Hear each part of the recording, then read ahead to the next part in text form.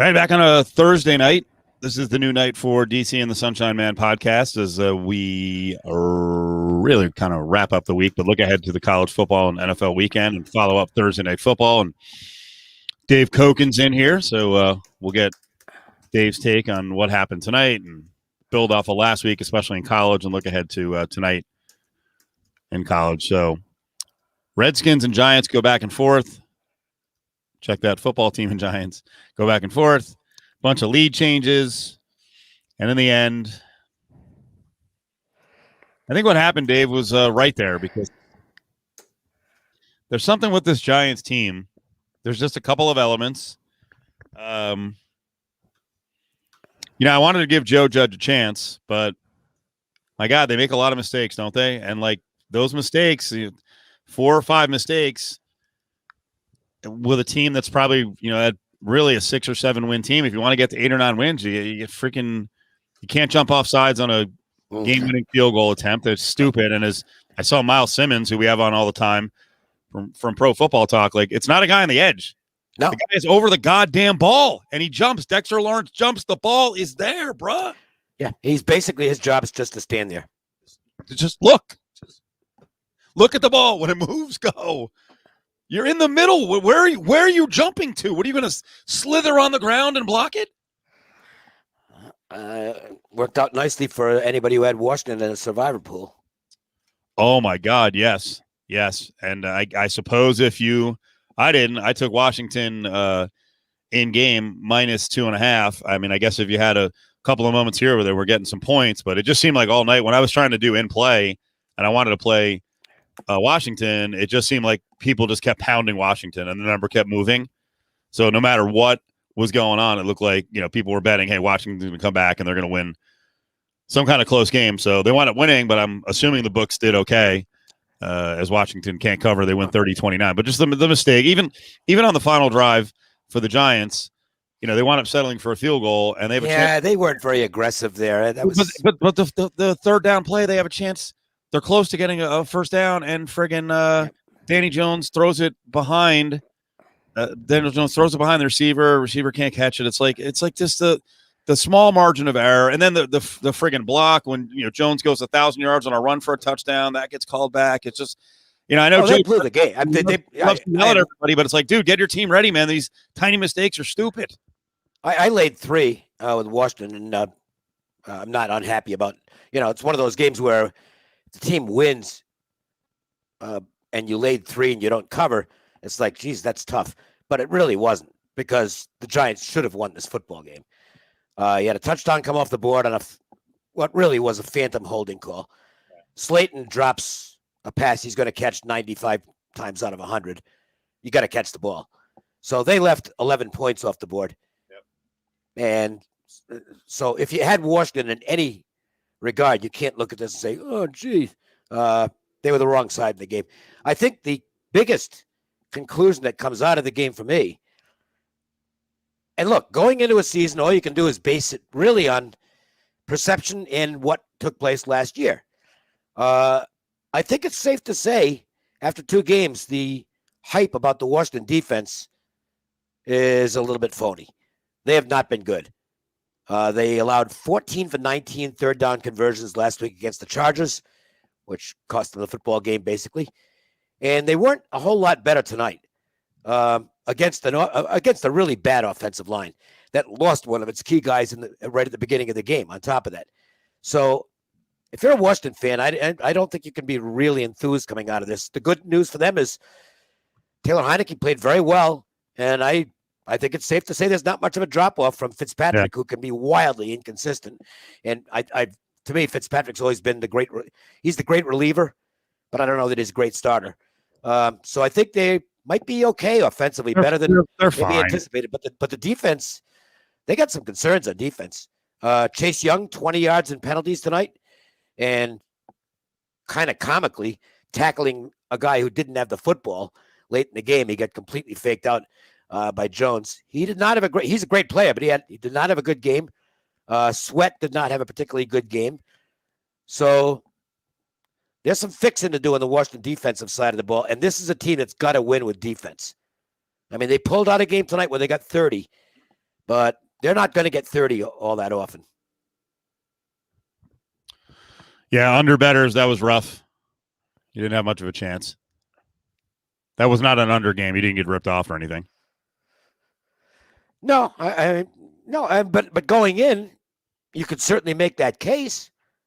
You've got a backup quarterback who's making his third career start, and was he drafted? I think he was undrafted out of Old Dominion, I believe. You've got the other team with arguably the worst offensive line in the league. It's supposed to be one of those grinded out, long possession, lots of punts, and it didn't happen tonight. There wasn't a whole lot of punting in the game. The Giants' defense, wasn't very good either. I mean, they did make Heineke look like an all-pro at times. So I don't think these two. Let's put it this way: if you're an Eagles fan or a Cowboys fan, probably not all that disappointed with what you saw tonight.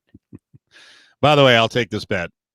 The Eagles and Cowboys are not going 4-0 against football teams. Relax. No, I think the division's very close. The same as it was last year. And if you have the opportunity to play against this division when they're outside the division, you do it. I think the Eagles are the best team in the division. Really? Yeah, because Hurts is going to turn out to be better than I thought he was going to be. I'm going to be wrong on him. Not that he's going to be a superstar, but I didn't think he'd be a serviceable quarterback, and I think he's going to be now. And they're good in the trenches. Okay, their offensive and defensive runs are pretty good. And I was impressed with them last week, and I don't think it was a fluke. Dallas certainly didn't get embarrassed last week. You lose by 2 to the Super Bowl champions. They did suffer a big injury this week on defense. I mean, arguably their best defensive player. He's out for 2 months. That's big. But I think if you're a Dallas fan, you can be somewhat encouraged by them going on the road and facing the Super Bowl champions and taking them right to the wire. That was a good football game.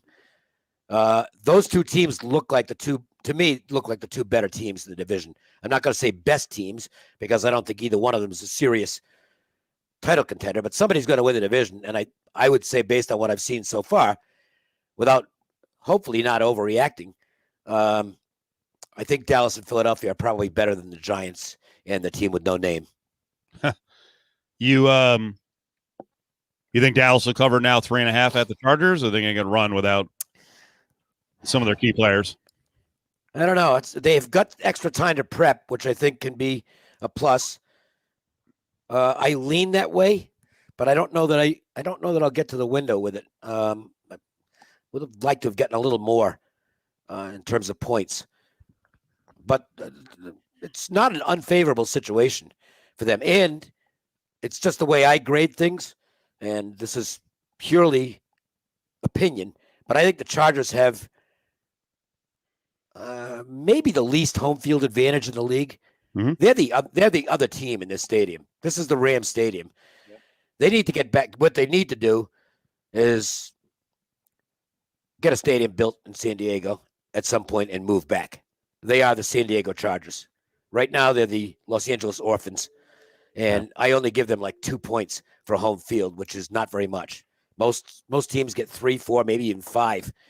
They get 2, so it's almost like a home neutral. Might be less than that. I would not be this week. Might be less than that this week. The Dallas fans are everywhere, so there's going to be half the stadium with Dallas fans. I would bet that it'll be more than 50% Dallas fans at the game. Yeah. Just like when they go to Arizona. Not that the Cardinals aren't.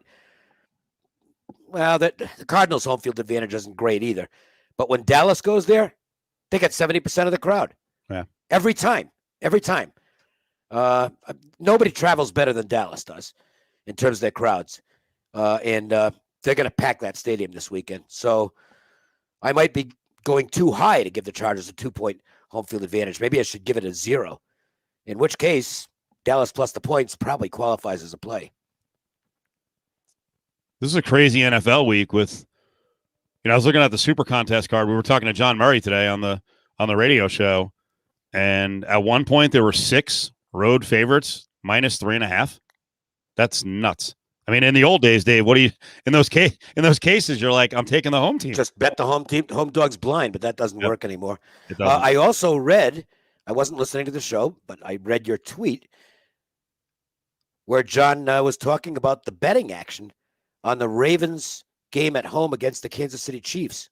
Absolutely. You don't hear bookmakers say stuff like this very often. I mean, it's like, wow. When I read that, I was kind of surprised. Yeah. So it was a 35-1 ticket count on Chiefs minus 3.5 against the Ravens. They hadn't moved the number until this afternoon. They finally moved it to 4, which again says something to you that if there's a 35-1 ticket count on the one side. I saw another site that tracks those things had 89% of the tickets on the Chiefs minus 3.5. Yeah, I don't have access to it right now because I don't have my Safari browser up. But I have percentages from basically all the books. Oh yeah. And I haven't even looked at the NFL ones yet. I've been looking mostly at the colleges, just out of curiosity, because I don't really care what people bet. But I'd like to know where the action is, just to have a handle on that. It's never swayed you. No, I don't. I couldn't. No, I bet my own numbers and my own opinions, and I don't care if it's square and or sharp. The only thing that matters to me is using that information to try and get the best number on a game, to bet it at the right time. And for instance, tonight, I mean, what the game closed, 4.5. Late money, there was late money, 4.5. There was 4.5 up at DraftKings right before the game. So I laid 3, so I don't feel too bad about that. Right. I didn't win, but the idea is, you got to do better in the long run if you get some value on closing line.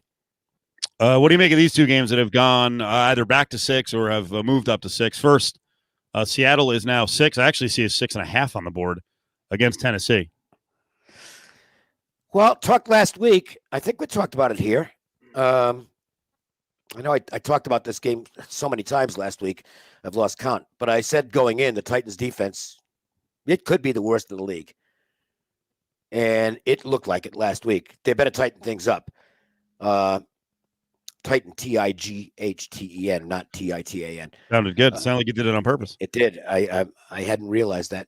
Yeah. I think Tennessee gives them a game, but I'm leery of betting it because I don't know if they're going to stop anything.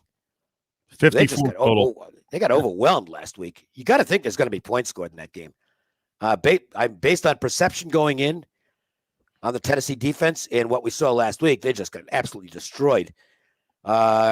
Facing Russell Wilson, and then it's not exactly a remedy for getting better in a hurry. So you would think Seattle's got a chance to score a bunch of points, and I'm not wild about the Seattle defense either, to be honest with you. Right. I thought, they did okay last week, but I'm not sure they were playing a great offense. I would expect much better out of the Titans offense this week. So that's a game. I think if I were to bet that one, I might go on the over. So last week, Pittsburgh-Buffalo, I tried to get both sides. I had Buffalo in a teaser. Didn't work because they lost outright. I had Pittsburgh plus the 6.5. Now that said, I don't think Pittsburgh's that good. And Big Ben played like he did last year in game 1 against Buffalo. He wasn't very good. PFF kind of beat him up. He can't throw the deep ball anymore. And he can't move. And they've got to max protect at times to make sure he doesn't get smashed. I want to take the Raiders here. You want to talk me off that plus 6? Yeah, I'll talk you off it on this. That was just an incredible win for the Raiders on Monday. And letdowns happen. I'm sure they're going to prep hard for the game, but boy, and on a short week to boot. Whew, man, that's a tough spot. I'm not laying 6. Right. I'm not doing that because I think Pittsburgh's really good defensively, and they're not good at all offensively. And I think Tomlin will have to work his magic to get him back in the playoffs again. I don't think they're a playoff team because they're too reliant on one unit, and you're not going to block punts for touchdowns every week. So I don't like the Raiders here, but I'm not. There's no way I'm laying 6 points with Pittsburgh. I also, Dave, I wonder what happens to the Raiders mentally for at least a week. You can talk about having good depth, but when you lose your right guard for the season with an ACL, you lose kind of a spiritual guy, even though he's only been around like 6 weeks, Gerald McCoy for the season. Ngakoue may not play. He's still not officially a go. Josh Jacobs looked like he's playing at like 60%. Incognito, if he comes back, he ain't going to be 100%. It's just like. No, and they missed him. They missed him the other night. Leatherwood didn't play that well in the first game. In a way, I'm not saying that like these injuries are a blessing, but I think in a lot of ways, some of the stuff is going to force the Raiders to be like hyper. I kept calling, Gruden like aggro passing Gruden. They're going to have to change their mindset, and they are going to have to lean a lot more on Waller, but those receivers and Carr's going to have to throw the ball a lot this year. Well, and Pittsburgh is going to pay. They're going to pay special attention to Waller. Yep. 19 targets. The other team didn't fix that the whole game. Yeah.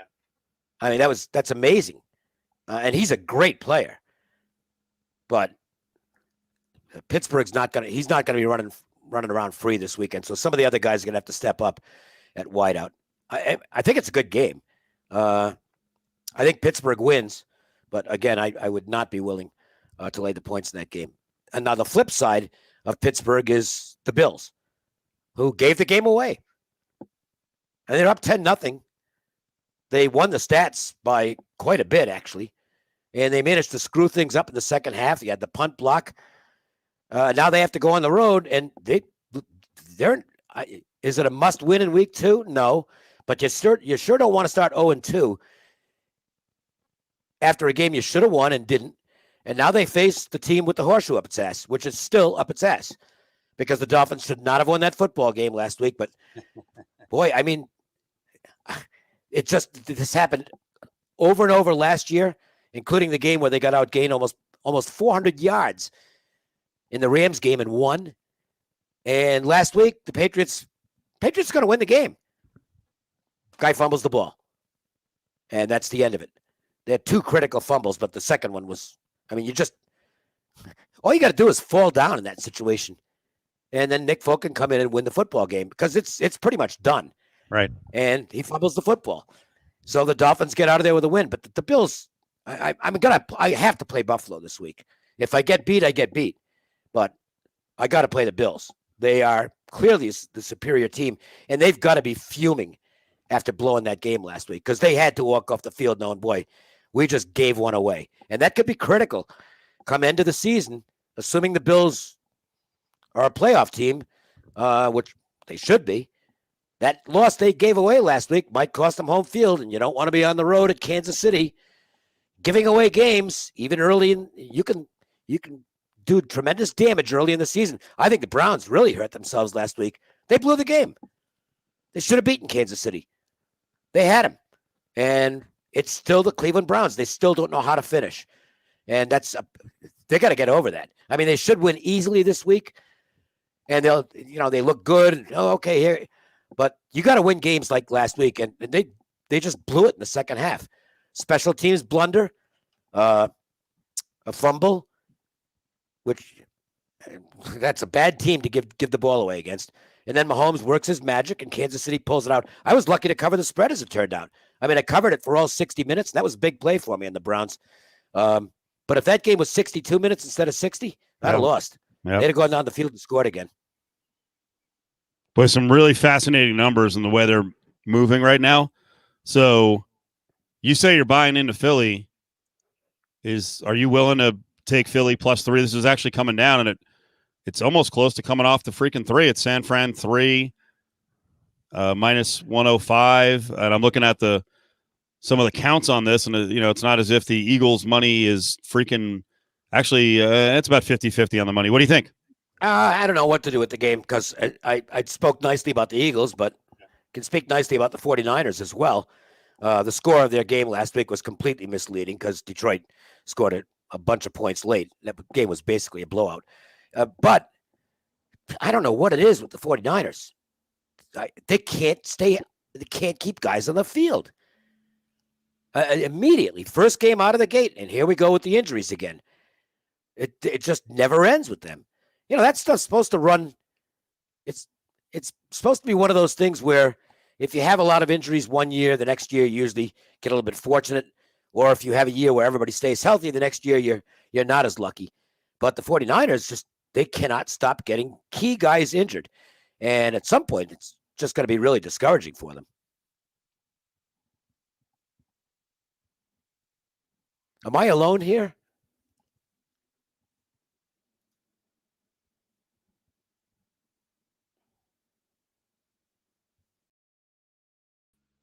All right. Oh, Here we okay. go. Back in here. I thought I was going to have to do a monologue for a second. I was going to start doing Norm Macdonald jokes. Sorry about that. That was That sucks, by the way. I'm so what disappointed. a He bummer. was a great comedian. Yeah. My favorite Norm Macdonald joke. And yeah, I mean, I'm not doing it justice because I can't deliver it like he did. But why do dogs always race to the door when the doorbell rings? It's almost never for them. It's just, It was just the it's such dry a great, delivery was just yeah. amazing. He's so funny. Yeah, he was a genius. 61, man. I mean, you know, Amazing. when you're my age now, when you're younger, it's like, oh, gee, you know, that's kind of young. But when you're my age now, and you see someone kicking the bucket at 61, it's like, Jesus. Yeah. I mean, that sucks. I mean, he got robbed. Last couple spots in the NFL. Clearly, Sharps, the books, believe the Colts are a good team. You don't bail on a team in 1 week. They did not play well against the Seahawks. And the Rams look so good, yet the Rams are only laying 3.5. Yeah, I think the thought is that the Colts are still a good defensive football team, and that Nick Foles, Carson Wentz, will get better as he gets used to a system that he should be fairly familiar with because he and Wright go way back. I've got to see it, though. I don't think I'm going to lay the points. I don't want the Rams in this spot, but I've got to wait and see with Indianapolis. I'm just not convinced on Wentz at this point.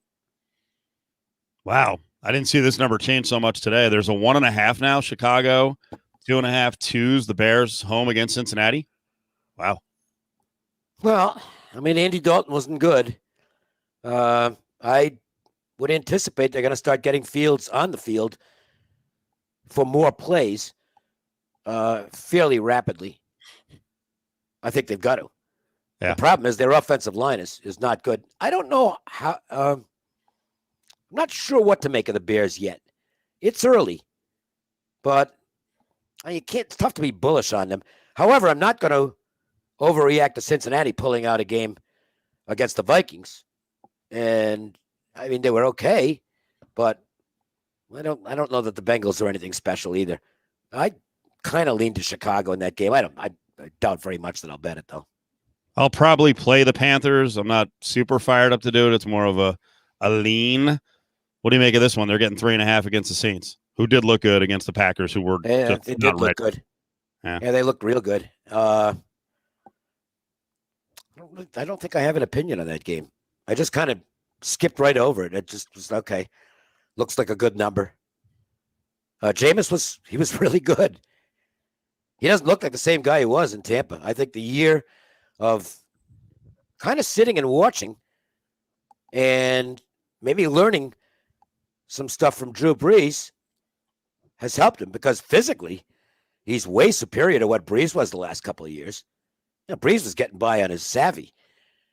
He had no arm strength the last couple of years, couldn't throw deep. He was predictable, and yet he still was winning football games, which tells you just how great Drew Brees was. But Jameis Winston looked fabulous last week. And I don't think he made one bad decision the entire game. And the physical tools have always been there. So if that light has gone on for him, watch out. I saw the MVP odds on him, I think, dropped to like 20-1.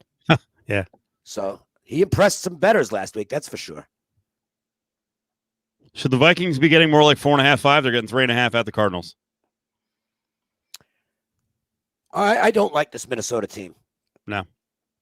I just don't think they're very good. The Cardinals, I'll say what I said last week. They could end up being 7-10 and be a good football team because they're in the division. That division is holy hell. Those teams are going to cannibalize each other during the season. I can safely wager that the number one seed in the NFC will not be coming out of that division because they're going to beat each other up.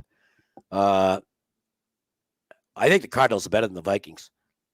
And I don't know. They played great last week. They will be facing a better defense here than they faced last week. But Arizona could be good. I think they're better than the Vikings. College, I think if you wait on Penn State, you might be able to get 4 or 3.5. That number's coming way down from 6. Auburn is on the road. Do you have any feeling for Auburn? Even they've played a couple of patsies here. What do you think of this game? Well, they've looked good, and I'm not really crazy about laying points to an SEC team, but that place is going to be absolutely nuts. It's a whiteout. It's at night. There's going to be over 100,000 in the stands. And the one thing you got to remember is that Bo Nix has been a very good quarterback at home and a very bad quarterback on the road. So does Bo Nix continue to suck away from home? That's when I think I'd look at that in the first quarter and see how he's reacting and make a judgment at that point. I think Auburn's probably a slightly better football team, but the home field advantage of this game could be, to me, like 6 points. That place is going to be crazy on Saturday night. It was last week, and they were only playing, who were they playing? Ball State. The place was nuts. So just imagine what it's going to be on Saturday night with a big-name opponent in. Brady's very fired up to get your opinion on Eastern Michigan laying 22 against UMass. I'm not betting UMass, and I am not laying 22 with Eastern Michigan. Eastern Michigan's not very good. Brady, what's the rationale on being all fired up about this game? Might be the only one in the country who is. I wanted to look back. I kept talking about taking Eastern Michigan against Wisconsin last week, and I took Wisconsin. It was right around the number. I was very happy to get there because, as usual, Wisconsin decided at halftime, well, we scored enough. Yep. 27-0 going to the fourth. I mean, for God's sakes. 516 to 91 total yards. Killing them. Oh, no. Show some killer instinct. Oh, that's the danger of betting Wisconsin as a favorite. And I did last week because I think Eastern Michigan's pretty bad, and it was a really good matchup for them. And Wisconsin's off a game that they lost. So, all right, well, if there's a spot they're going to beat up somebody, this is it. And they did. And then they stopped. There's nothing wrong with beating a team by 50. Right. It's okay to do it. And those are the coaches that I like in favorites roles. It's like, okay, well, we're going to keep scoring. Okay, right. The game lasts 60 minutes. If you don't like it, stop us. Mayor saying he's going to be in Austin for Texas and Rice. Texas off a rough game against Arkansas, 25.5. They were really bad last week, but Rice is borderline bottom 10 in the country. So Texas can name the score in this game, and we'll see what Sarkisian wants to do. This is a chance for him to play a bully, and I think he might do it here. I would look at the Texas side. All right. Looking around some games that we haven't covered this week. Should Miami be laying 6.5 against Michigan State? Yeah, I think they should, although I don't trust them. Yeah. Diaz continues to get out-coached. They are physically, they should be able to handle Michigan State. The Spartans, though, look, Tucker he's carving out an identity for this team. He wants them to run the ball. And he's going to try and put his bigs against your bigs and see what happens. So that's another one. Let's see what happens with Michigan State early in the game. If they're getting pushed against the Miami defensive line, it's going to be a good game for them. If they're not able to run the ball, then Sparty's going to have trouble. All right. VTech in West Virginia. You got any angle on that one? No idea. WVU a little bit down to 2.5. All right. Nothing on that. It looks like a defensive game. The Hokies are very good defensively this year. West Virginia is also very good defensively. West Virginia's offense is not good. Their offensive line continues to not function very well. Virginia Tech, I think maybe okay at best offensively. I think that could be one of the real physical knockdown, drag-out battles of the week. Could be one of those 20-17 games. I got shot down by Brad Powers today on this one, and now Brady's asking about it. Texas A&M against New Mexico. New Mexico's is it now 30.5? I want to take New Mexico. Am I crazy? A&M has been kind of a mixed bag. Yeah. They weren't very good at Colorado, but that's they have two different style quarterbacks, and the run pass guy got hurt, and they had to go to Calzada, who I actually think is a better passer. Right.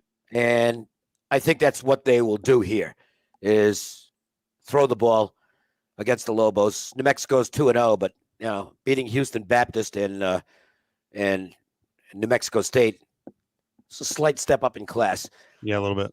Yeah, and A&M, I don't think they take any prisoners here. I think this is a game A&M might really just crush them. They can win this by 40. I actually did bet the game. I betted it, and I missed the opening number, but I think I laid 29 or 29 and a half, something like that. I don't remember. It's less than 30. I know that. Fascinating spot and a really big one because since he gets a Power 5 here, Indiana didn't look good against Iowa, but a couple weeks ago, it turns out Iowa was pretty good. Since he's 3.5. They should be. I mean, it's a big game for Cincinnati because they want to get back to that bowl game again, or at least have an argument that we should be in the playoffs. So you got to win this game. I want to watch and see because look, Fickell's name is starting to come up for every big job. Every big job. He's already, I know Bieniemy seems to be the hot name for USC, but make no mistake, Fickell's on their short list as well. Fickell's going to be on the short list if Nebraska kicks Frost out of Lincoln at the end of the year, which I think they're probably likely to do. They won't do it until January 1st because if they do it, Teddy Covers was the one who came up with this bit of info. I got to credit him for it. If they fire him before December 31st, it's a $20 million buyout.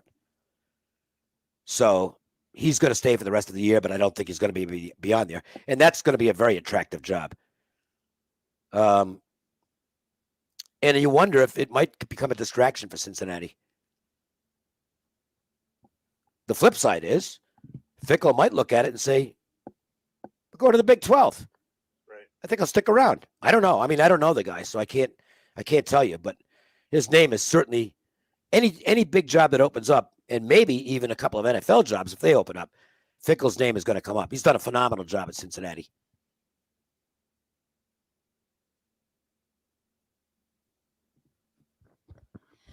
We'll hit some of the West games, but we'll slip one in here. What do you think of this line with Utah and San Diego State? That was a good win for San Diego State last week. They surprised me. They didn't surprise me. That was I could not figure out why Arizona went to the favorite in that game. I had San Diego State. Was obviously very happy with that result. San Diego State's better than Arizona. Almost everybody's better than Arizona. I mean, I understand the excitement with the new coach, and he's an upbeat guy, and after Kevin Sumlin, anything's an improvement. But they're not very good. Okay, they're not as bad as Vanderbilt or Duke, the real bottom feeders like Kansas in the Power 5 conferences. But they're not all that far from it. I think it's a complete rebuild in Arizona, and they were never in the game last week against San Diego State. Got absolutely overwhelmed on both sides of the ball inside. So San Diego State did what they were supposed to do. Now, Brookshire might not play. Right. And he was pretty good last week. I don't know that there's a big drop off to Johnson. He's got lots of starting experience. And basically his problem, as much as anything, has been staying on the field because he's been injury prone. Utah did not. That was a weird game. I didn't have an interest. I had no betting interest in the game, so I was just watching it. And I watched the whole game. And Utah could have won that game. Yep. They did a lot of things better than BYU did. They just made mistakes at critical times. And of all people, you never expect it from Coach Witt. He went out of character and played the analytics. I mean, for most coaches, it would be okay. He went for it on a 4th and short in a spot where 3 points kind of meant a lot. And I know the analytics say he's supposed to do it, but that's not his style. And that's a spot where he would normally take the 3. He didn't, and the game blew up after that. Got to be who you are. You be you. I think Utah rebounds here against the Aztecs. don't think I'll get to the window with it, but I would look at the Utah side. Air Force going to blow out Utah State, laying 9.5. Keeps going up. But what an improvement on Utah State. Blake Anderson. They got the right Anderson this time. This guy's a good coach. He did wonders at Arkansas State and overcame a lot of adversity there because his wife passed away. I think that was prior to the UNLV game, wasn't it? A couple of years ago, if memory serves me right. Yeah. And he's just a really well-respected guy. And Utah State was arguably the worst coach team in the country last year. I think they hired a coach who didn't want to coach anymore. And they never should have hired in the first place. And, it was one of those things where let's bring back the old coach, which they did. And it didn't work at all. Utah State, if you just go back a couple of years, when the kid was at Texas Tech, now I'm blanking on his name, when he was there, they were one of the best non-Power 5 teams in the country. They were really good. They're building back in a hurry. This is tough for them because that Air Force offense is so tough to prepare for. And Air Force looks like Calhoun's going to do his thing again. They were really good against Navy last week. It's tough. If Air Force gets ahead, you don't get the ball back. they run these 8-minute drives, and it's really tough to catch up to them. So you got to get ahead early against them, and I don't know if they can do it. 23-3 quarterback for Air Force, 3 of 10, 49 yards. Amazing. But when they need a pass, they'll get it. Yeah. He's really good. I mean, he's just done a great job there over the years. By the way, Texas Tech, Utah State coach there is Matt Wells. Right. Minnesota, Colorado. Where's that one now? Is it still 2? Yeah. I don't know. No idea. 2.5. Yep. All right. Like I made the game 2, so it's lined right where it should be. That's an easy pass. I get the feeling Kansas State's not going to lose at home against Reno, even with their quarterbacking issues. Well, I mean, the kid who's replacing Thompson has talent. He did start the last 7 games last year, but they lost 5 of them. And I don't know. I like Thompson. He just can't stay on the field. He's got bad luck as far as his injuries go. And, Nevada's looking at this as a really big game because Nevada, right now, they're a team that's, hey, they beat Cal. It was a good win for them. It's not, not the biggest win of all time, but Nevada's got designs on winning the Mountain West. And I know it sounds like a crazy thing to say, but, if you win at Kansas State, you put yourself in a position to have a shot to get to that dream bowl game at the end of the year. A lot of teams are going to contend for it. And I can tell you one thing. The coach at Nevada isn't thinking just Mountain West. Got a great quarterback. He's got a star. I mean, Strong is a star. He's going to play in the NFL.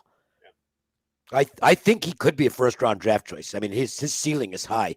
He's got good mobility. He's got good arm. He can throw long balls. He's got a ton of upside.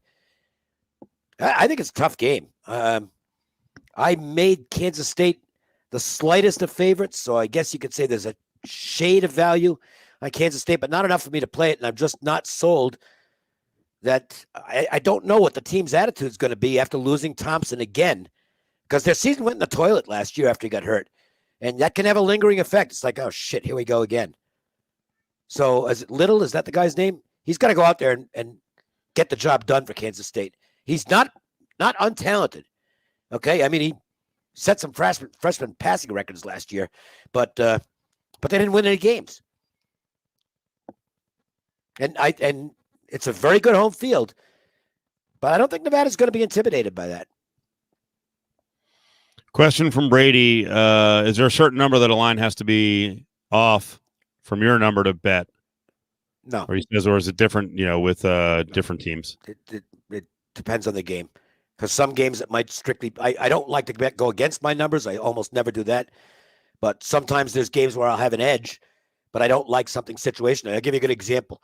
I make Notre Dame 10 against Purdue. So on my numbers, I'm supposed to play it. But I'm not going to because I've just seen some things that have me a little alarmed on Notre Dame. And I'm just going to have to see better performances out of their defense, quite frankly, which has not been very good. And Purdue has a hot quarterback in Jack Plummer. This kid can play. So I'm not gonna bet the game. My numbers say take Notre Dame, but my eye test says don't. So I'm not going to take Purdue because I'm not going against my number. But yeah, you don't have to bet every game. I'm only betting like 4 games this week in college. I actually don't like the last week before everybody gets into conference play because a lot of teams are, okay, let's just play this one and get it out of the way and move on to next week. So I'm looking for combination of numbers and possibly incentive this week, and we'll see what happens. But I only played 4 games, and last week I had like 7, and I had 5 the first week, but I stopped at 4, and Notre Dame might have been the 5th, but I've decided that's enough. I don't need the action.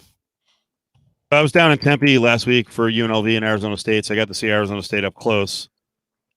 I'll tell you, I wasn't blown away. Good team, wore down the Rebels. Quarterback, gave them a handful because they couldn't cover the middle of the field. No. What do you think of this one at BYU? Arizona State's 3.5. Well, I'm just not sure what Arizona State has used from their playbook in the first 2 games because they played junk. I think they played an FCS team the first week. I don't remember. Southern Utah. So yeah, Southern Utah and UNLV. So it's like, okay, because this is their first real game. Mm-hmm. This is the one that they got to prep for. And BYU is coming off a high. I mean, they'd lost 9 in a row, I think, to Utah. That crowd, they've always got a good crowd at BYU, but they're not going to be as crazy as they were last week. So it's a bit of a flat spot for BYU. And again, going back to what I talked about when we were looking at the Utah game this week, I thought the win was a little misleading for BYU. I didn't think they were as good as the final score indicated. And I thought they had a lot of things go right in that game and they managed to win. But I wasn't wildly impressed. And quite frankly, I wasn't wildly impressed at all with them against what is still a crappy Arizona team in the game at Allegiant Stadium. I mean, they got outgained in that game, which isn't supposed to happen. That was the only game I lost that weekend. I had a 4-1 opening week, and the game I lost was BYU. And it's like, well, I know they were up 18 at one point, but it wasn't one of those games where I came out of the game saying, geez, I should have won that in a breeze, because they just weren't all that impressive. I think Arizona State's better than they are. So we'll see if it plays out that way. All right. Southern Cal reaction to Helton going bye-bye. 9 at Washington State. Yeah, I have no idea. I have no idea how the team responds. I've heard some, a lot of positive comments from the kids, and I think they maybe want to go out there and win one for Helton. But I don't know. On the other side, I don't like Washington State. I don't think they're very good. Rolovich, by the way, is becoming a notoriously awful money burner against the spread. I think he's like 33% or something like that as a head coach. It's pretty bad. So Washington State's not a team I'm enthused about backing. Maybe the Trojans come up with a big performance here. And maybe they don't. I don't know. Maybe we find out something about the rest of the season for USC by watching what they look like in this game. Because they could mail it in. I mean, Helton, a lot of us, I think most of us don't think Helton was a real good coach. But the players did seem to like him. Now, that doesn't mean liking a coach. Look, most of the players who played for Belichick weren't crazy about him. Right. They like the rings, though. So it's not about being likable. And I think I don't know how he held on there as long as he did. Every year. Hell, I was still doing the show with you. And I was saying, well, this will be it for him. And then somehow he was back again. And USC just kept on underachieving. They got to go out and get a program fixer. There's no excuse for USC not to be playing at an elite level on an annual basis. And they haven't been for quite some time now. Are you doing anything with Alabama and Florida 14.5? No, my number says Florida. But I've learned not to. It's like I'm not betting against Alabama. I'm just not going to do it. 8.5 first half for Alabama. Well, Florida better cover early because if they get fall behind, they're in trouble. The millionaire playing quarterback for Alabama is great. He is absolutely great. I mean, he looks like he's been there for 6 years rather than 2 games. And they did exactly what I thought they'd do last week. They didn't. They played a sloppy game against an FCS team. And Saban's been cracking the whip this week. We can't do that. He does this all the time. Okay? It's like he almost intentionally has them play a really lousy game against somebody they know they're going to beat up. And that just fires up everybody for the next game. Alabama is I've learned my lesson over the years. I'm not and I broke my rule in the championship game last year. It's like, geez, I got to take this many points with Ohio State. How'd that work out? I went like 13-1 in the bowls, and guess what? Guess which one I lost. So, no, I don't trust my numbers because my numbers are such that I never have that much of my gap between the very top and the very bottom isn't as big as some people. And Alabama is just better than my numbers. They're basically like they're like somewhere between college and the NFL. They're not as good as any NFL team, but they're in kind of it's like the difference in AAA and the majors. It's like those quad A guys. They're too good for AAA. They're not quite good enough for the majors. That's what Alabama is as a team. They're too good for everybody else. They just aren't, they couldn't match up with an NFL team. But, geez, they're ridiculous. And in big games. So if you got balls, go ahead and take Florida, but not me. I'll just watch. I have a lot of respect for Bronco Mendenhall. Oh, he's terrific. That one's 8 against North Carolina. I made it 9. So it's right about the number. I don't know if Armstrong's quite as good as he looked the first 2 weeks, but he has looked great. But the competition, they beat William and Mary, and they beat Illinois. And Illinois, Bielema's got a big rebuilding job at Illinois. Let's put it that way. Yeah. And Illinois had the second-string quarterback who can't play. Sitkowski's not very good. They get Peters back for this game, by the way, and that should help them against Maryland. So I don't know how good Virginia is. North Carolina, I think some people are still looking at that loss to Virginia Tech, which I don't think was a bad loss. They're really good, but they're not as good at wide receivers as they were last year, and that position hasn't rounded into form yet. So maybe Virginia gives them a game. But again, it's right on my number, and I didn't see anything that compelling to want me to take to make me take Virginia.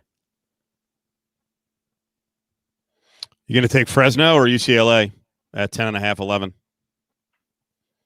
Kind of like to take Fresno, but I don't think I will. Maybe this is finally the team that he's been looking for. Yeah.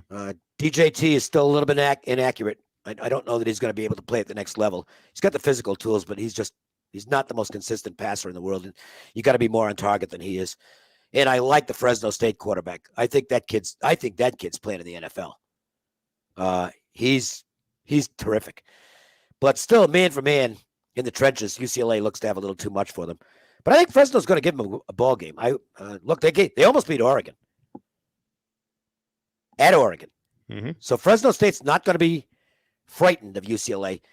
If UCLA had beaten LSU last week, I'd probably take Fresno here. But they've had an extra week, so less likely that they bounce off and that was a big win for them. But they've had 2 weeks to kind of get the celebration out of the way and get back to business. So that'll keep me off the game. Otherwise, I probably would have taken a shot with Fresno. Bulldogs are pretty good. And when you get he's that good a quarterback. He's that type of quarterback who, if you're down 17 in the fourth quarter, you'll be down 10 because he'll just tear up soft zones. I really like this. There's a few really good quarterbacks in the Mountain West. And you could have at least 2 guys in the Mountain West who look like they're going to play on Sundays. One, I think, is a starter. Eventually, I think Strong is going to be a starting quarterback in the NFL. And I'm blanking on the kid's name at Fresno, but he looks like he's good enough to make a roster. Jake Hayner. Yeah. Nice player. Speaking of his old school, what are we doing here with Washington against Arkansas State at 17.5? I mean, do you have a good read on the Huskies now? I mean, that was not what they didn't really compete against Michigan. No, they just got too many injuries at wide receiver, and their offense is completely one-dimensional right now. Maybe they could beat up on Arkansas State, which isn't much of a team, and it's a long trip, and they need to beat up on somebody badly because they're in bad shape at 0-2. But the thing is, this game actually means nothing to Washington. It's a 0 game. Right. The only games that mean anything to them are the Pac-12 games because they're still unbeaten in Pac-12 play. They're 0-0. So the loss to Bobby Houck and Montana and the loss to Michigan don't mean anything. Their goal is to get to whatever bowl the champion. I don't know that it's the Rose Bowl anymore. Whatever championship, whatever bowl game the Pac-12 champ gets to, they're still alive for that. So they need to put that together. And can you lay this many points? I know it's a spot where they need to go out and get something going offensively, but it's still a nothing game for them. Yeah. Well, and I'll tell you the problem with Arkansas State for Washington is they can't score. So they lost 55-50 to Memphis. They hung 20 on Central Arkansas, and they have two decent quarterbacks. I know one of them is a transfer in from Alabama. So we'll see. Well, let's close on this one. What about UNLV's got some trouble at quarterback. I don't think Brumfield's going to play unless he's 100%, and then they're going to use a mix of the other guys. 31.5 on the road. Yeah, but this is Washington 2.0 because Iowa State hasn't played well so far. Just got by Northern Iowa. Lose to Iowa. I watched that game. They could have won it. Okay, they could have won that game. They beat themselves with mistakes. So you got to think Matt Campbell wants to rectify that. The problem is, and on paper they can beat UNLV by whatever they want. The problem is, it's a nothing game. They're out of the playoff picture already. That's done. Because even if they run the table in the Big 12, I don't think a one-loss Iowa State team would get enough respect to get in the playoffs. So now all they've got is the Big 12, and this isn't a Big 12 game. So their real season starts next week. Because from here on in, I mean, their season now comes down to, can we beat Oklahoma and win the Big 12? That's losing last week was critical for them. Iowa State was being talked about as, hey, they might be this good. They might be a team that, if they can beat Oklahoma, they might be sitting there unbeaten come selection Sunday or whatever it is, selection Tuesday, and they might get a playoff bid. Because if the team is in the Big 12 and goes unbeaten, they're getting to the playoff.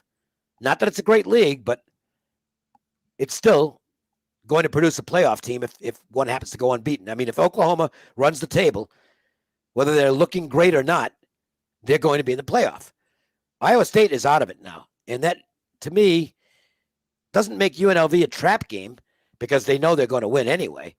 But it might mean they're not as sharp as the coach wants them to be or as the coach feels they need to be because what's left of their season starts next week. And it is Las Vegas.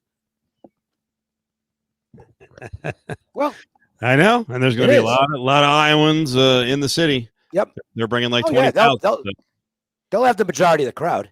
Oh, yeah.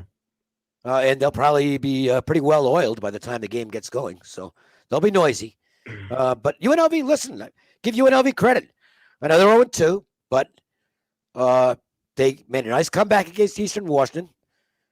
I know it's Eastern Washington, but they still at least fought back. And I don't think they're going to hang their heads over the way they performed last week against a really good Arizona State football team. Arizona State could be borderline top 20.